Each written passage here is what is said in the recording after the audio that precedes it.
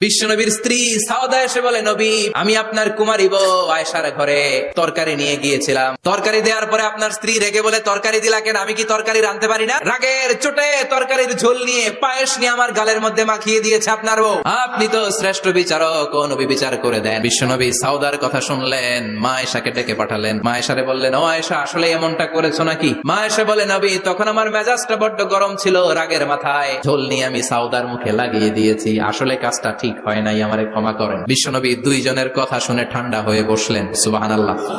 দুইজনের কথা শুনে বিশ্বনবী বললেন, আমার আদালতের রায় হচ্ছে কিসাস। সাউদাকে যেমনি তুমি পায়েস মাখিয়ে দিয়েছো, সাউদাও পায়েসের বাটি থেকে কিছু পায়েস নিয়ে আয়েশার গালে মাখো। সুবহানাল্লাহ পড়েন।